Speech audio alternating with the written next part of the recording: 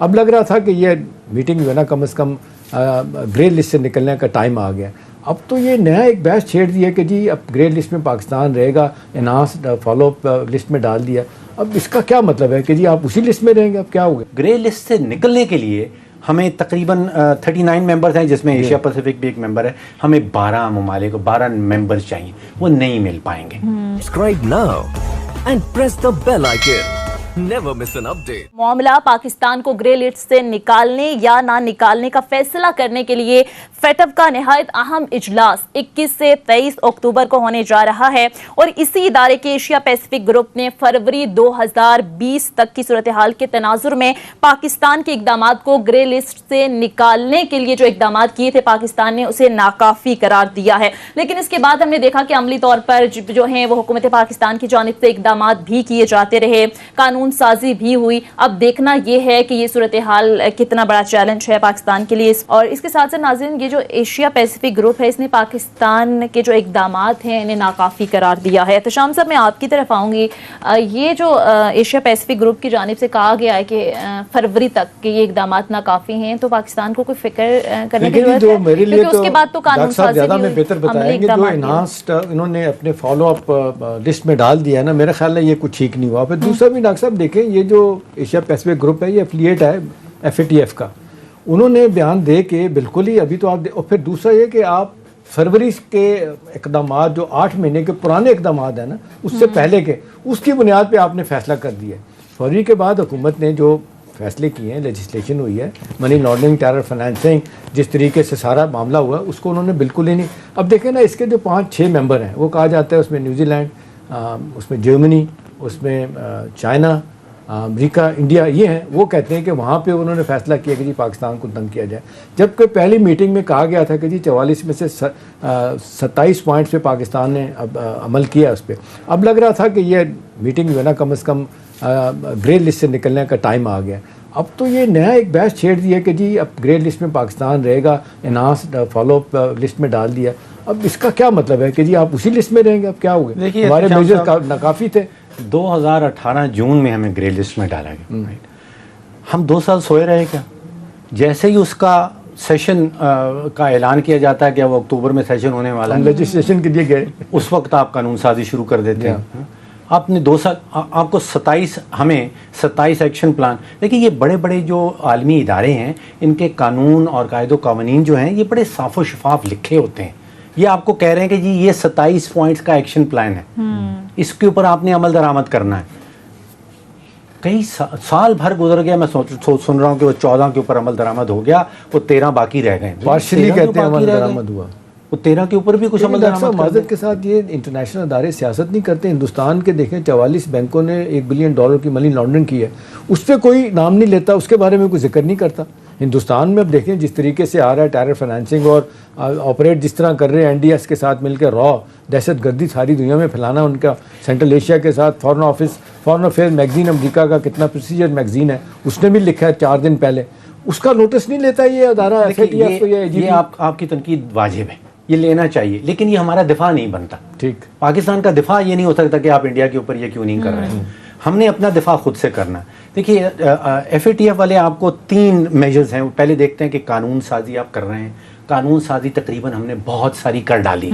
پھر دوسرے لیول پہ آ کے وہ دیکھتا ہے کہ کیا آپ کے پاس ادارتی قابلیت ہے, انسٹیٹیوشنل کیپیبلٹی کی جو آپ نے قانون سازی کی ہے اس کے اوپر عمل درآمد کر سکتے ہیں. اور پھر ان دونوں کا نتیجہ کنوکشن ریٹ, یہ 2 جو باقی والے مراحل ہیں اس میں ہم بہت کمزور ہیں. وہ کہتے ہیں 10% بھی کم ہے کنوکشن 5-6% سے فائنینشیل کرائمز کے اوپر جاتی ہی نہیں ہے پاکستان میں, جس کا مطلب یہ ہے کہ 90-95% لوگ جو ہیں وہ باعزت بری ہو جاتے ہیں آپ کے لا کے لیکونہ سے فائدہ اٹھا کے, لا کے لکونہ سے فائدہ اٹھا کے. اور باقی اب دیکھیے فیوچر میں ہمارے وزیر فارن منسٹر صاحب نے کہا کہ شاید ہم وائٹ لسٹ پہ آ جائیں گے.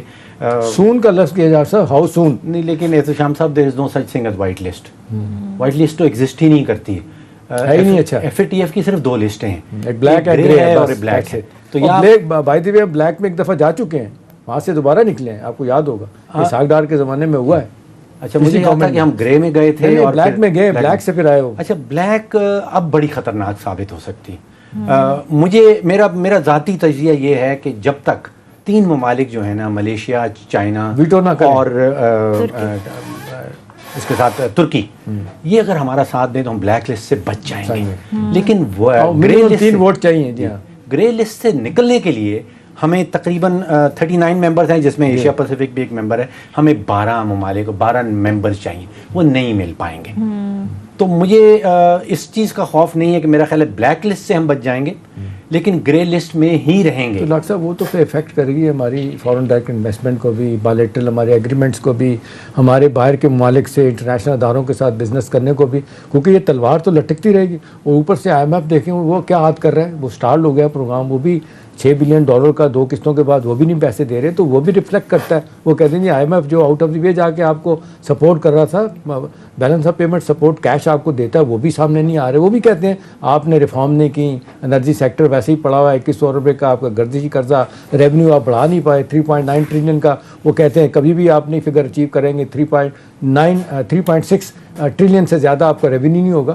وہ یہ بھی مثالیں دے رہے ہیں. دیکھیے جو شرائط FATF نے ہم پہ لاگو کی ہیں وہ ہمارے اپنے فائدے میں ہے, اس کے اوپر عمل درآمد کرنا ہمارے اپنے فائدے میں ہے. اب یہ ہے کہ ہمارے جیسے ملک میں ذرا مشکلات ہیں. ایسا معاہدے کے ساتھ کتنی دہشت گرد تنظیمیں, آپ دیکھیں 200 سے زیادہ پہ پابندی لگی ہے. حافظ سعید ٹائپ کے بندے آج بھی جیلوں میں اندر پڑے ہوئے ہیں, جو سب سے بڑا خطرہ ہوتا تھا. اب تو میرا خیال ہے وقت آ گیا تھا کہ اسے نکالا جائے. گورنمنٹ نے جو میکسیمم ایفرٹ ہو سکتے ہیں ایک جس کو کہتے ہیں ڈیولپنگ کنٹریز کے حوالے سے, میرا خیال ہے ہم نے خاصا کام کر دکھایا. بالکل پروگریس ہوئی ہے, لیکن اب آپ اگر نومیریکلز میں آ جائیں 50 اور 75 کے درمیان اگر آپ کو پوائنٹس ملیں تو آپ گرے لسٹ میں رہتے ہیں.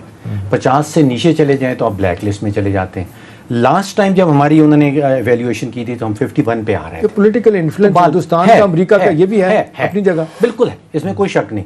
لیکن ہم نے خود جواز بھی دے رہے ہیں ان کو, ہم کر دیں سارے ہم بات پوری کر دیں تو پھر وہ جتنی مرضی ہمارے اوپر تنقید کر لیں. تو مجھے اس چیز کا I think will be on grey list.